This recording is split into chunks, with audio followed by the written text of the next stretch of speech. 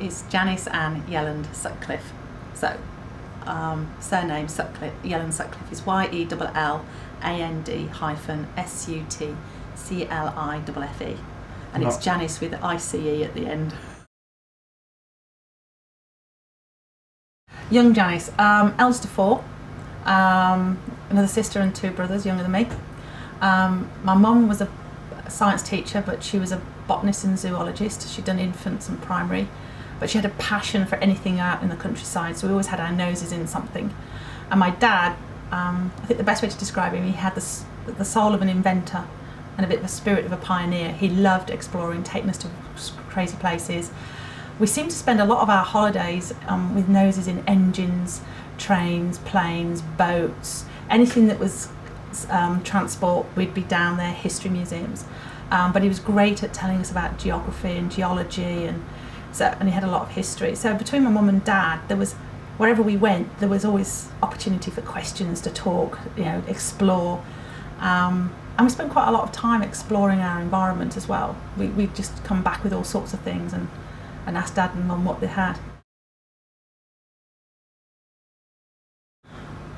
Best part is watching children suddenly go, wow, is that what it is to be a scientist?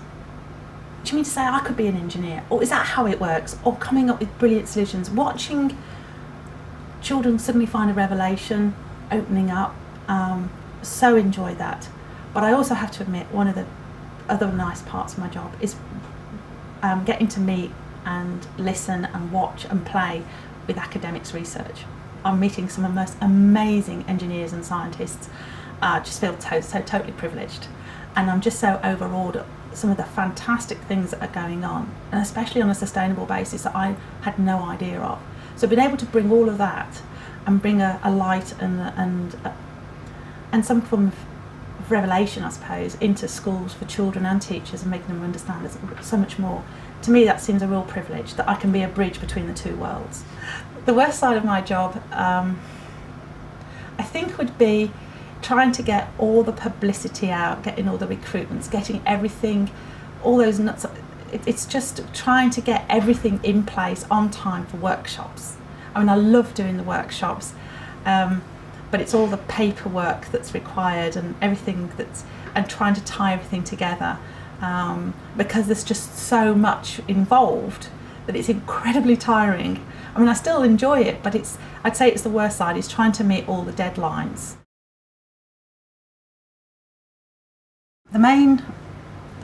The itinerary for the next 12 months is working directly with 15 schools across the East Midlands, but maybe a little further. We've got a minimum of 5 workshops, one-day workshops for newly qualified teachers, and we've got 5 one-day training days, work days with groups of schools working on science and engineering across the curriculum, looking at creative and higher order thinking skills. But we're also trying to get a really good website set up and running so people can get on, log in, get information. Trying to recruit a number of students and engineering and science students to come on board, be a part of the project. That's basically it. I think the challenges as well is really getting across the message that engineering is science being used, and that it's not frightening, and that and science and engineering is creative. It's creative thinking, that scientists and engineers are creative in what they do. A lot of children and adults don't see engineers as being creative. So I'm now trying to draw people in as part of the project to show this creativity. We have a PowerPoint, and on it is a selection of slides of pictures, and we've asked the children, put your hands up if you see a scientist, and you can put your hands up more than once.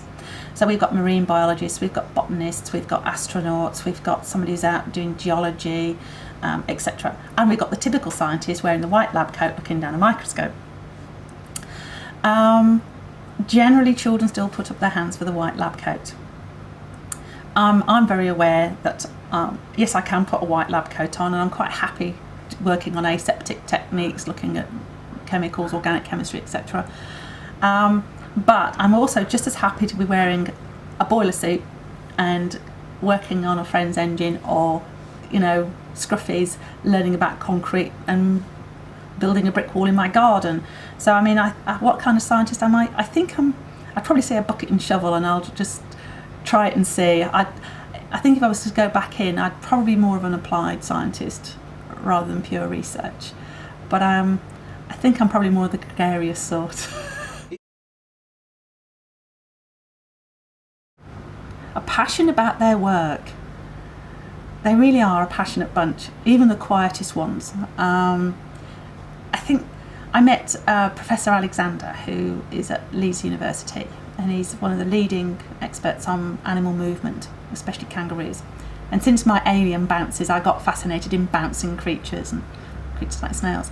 And when I met him, he's in his 80s, and he's probably one of the most alive, energetic, mentally sharp people I've ever met.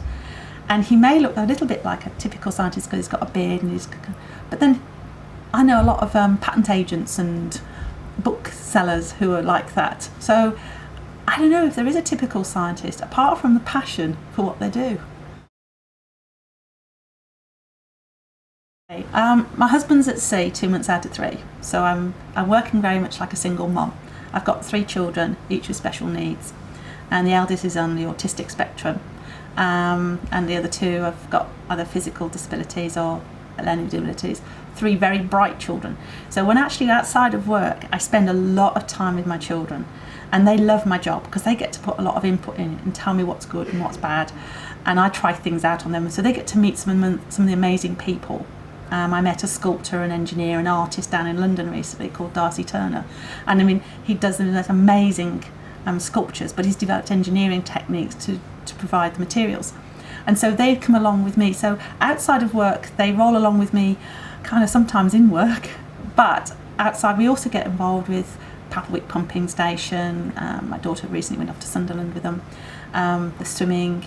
But I tend to have done a lot of things in my home. So I've learnt to landscape my gardens. We've worked together, re-landscaping and designing garden, heading off to build an extension. So a fairly busy life outside, but I'm actually trying to do a master's degree at the moment, but because of the building work, that's on hold. So I study as well as look after a family.